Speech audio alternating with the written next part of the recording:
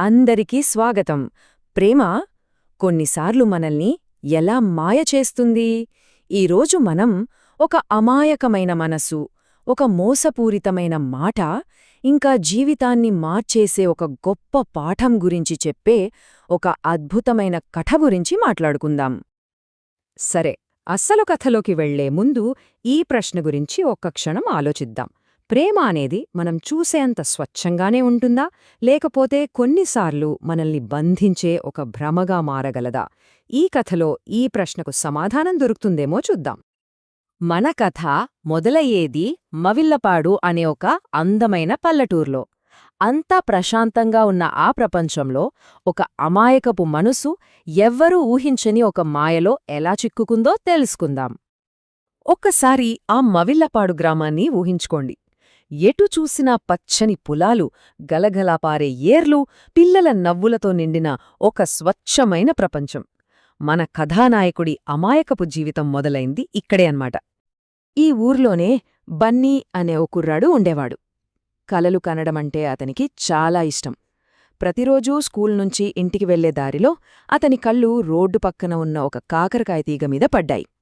దానిమీద ఉన్న ఒక పచ్చి కాకరకాయ చూడ్డానికి అందంగానే కాదు, ఏదో తెలియని రహస్యాన్ని తనలో దాచుకున్నట్టుగా బన్నీ కనిపించింది.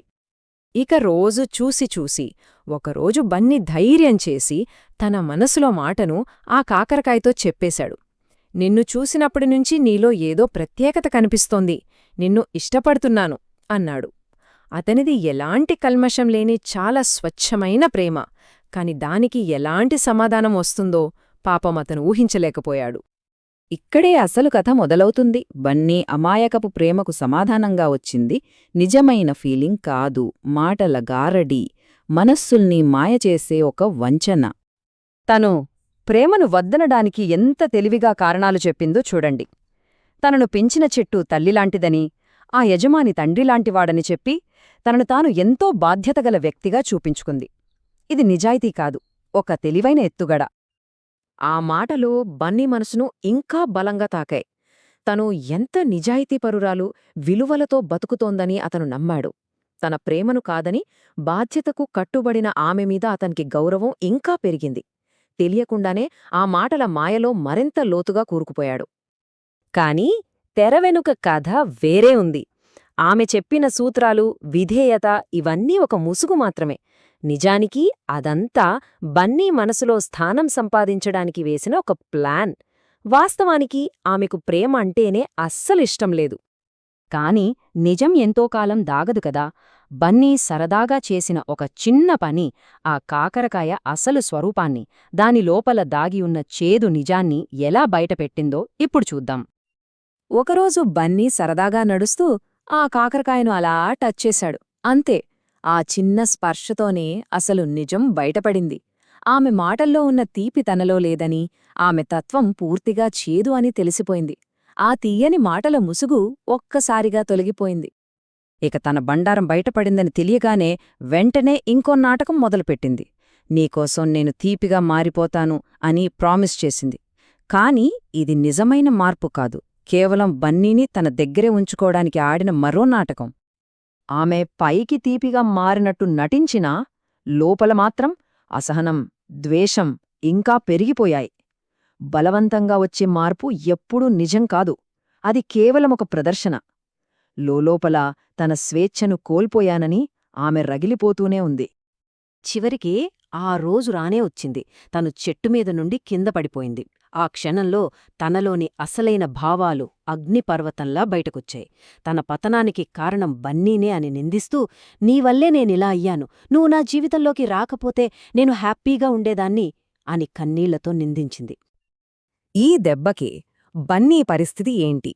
అతను పడుతున్న వేదనలో అతని తల్లి అందించిన ఓదార్పు, జ్ఞానం గురించి ఇప్పుడు తెలుసుకుందాం. ఆ మాటలు బన్నీ గుండెను ముక్కలు చేశాయి. ఆమె జీవితం నాశనం కావడానికి తానే కారణమని తీవ్రమైన అపరాధ భావనలో మునిగిపోయాడు. ఆ బాధ ఎంతగా పెరిగిపోయిందంటే అతను తన జీవితాన్ని కూడా ముగించేసుకోవాలననుకున్నాడు. సరిగ్గా ఆ సమయంలో అతని తల్లి చెప్పిన మాటలు అతని ప్రాణాన్ని కాపాడాయి. ఆమె చాలా స్పష్టంగా చెప్పింది, చూడు నాన్నా, తను నిజంగా మారలేదు, కేవలం తన లాభం కోసం నటించింది. నిజమైన మార్పు అనేది మనసులోంచి రావాలి, బలవంతంగా కాదు. ఇది నీ తప్పు కాదు, ఇది నీకు జీవితం నేర్పిన ఒక పాఠం. సరే, మరి ఇంత జరిగిన తర్వాత బన్నీ ఏమయ్యాడు? ఈ కథ ముగింపు ఎలా ఉంది? అతను ఆ చేదు అనుభవం నుండి ఎలా బయటపడ్డాడు? అతని ప్రయాణం ఇలా సాగింది. మొదట గుండె పగిలే బాధ. ఆ తర్వాత తల్లి మాటలతో అసలు విషయం అర్థం చేసుకున్నాడు. మెల్లమెల్లగా కోపం పోయి ఆ గాయం మానడం మొదలైంది. చివరికి ఆ మాయ నుండి పూర్తిగా బయటపడి తన చదువు, పని మీద దృష్టిపెట్టి విజయం సాధించాడు. ఆ రోజు నుండి బన్నీ జీవితాన్ని సంతోషంగా గడపడం నేర్చుకున్నాడు. ప్రేమానే మాయలో పడటం కాదు, దాని అసలు అర్థమేంటో గ్రహించాడు. అతను ఆ కాకరకాయలా చేదుగా మారలేదు, కాని మరింత వివేకవంతుడయ్యాడు. చివరిగా ఈ కథ మొత్తం మనకు చెప్పే నీతి ఒక్కటే: నిజమైన ప్రేమ అనేది బయట ఎక్కడో వెతకడంతో కాదు, మనల్ని మనం అర్థం చేసుకోవడంతో మొదలవుతుంది. మనల్ని మనం ప్రేమించుకున్నప్పుడే జీవితం కూడా తీపిగా మారుతుంది. మనం ఈ కథ విశ్లేషణను ఈ తుది ప్రశ్నతో ముగిద్దాం. నిజమైన ప్రేమకు మూలం బయట ప్రపంచంలో కాకుండా మనలోనే ఉందా? ఈ శక్తివంతమైన సందేశం గురించి ఒక్కసారి ఆలోచించండి. బహుశా ఆ సమాధానం మన జీవితాన్ని మార్చొచ్చు.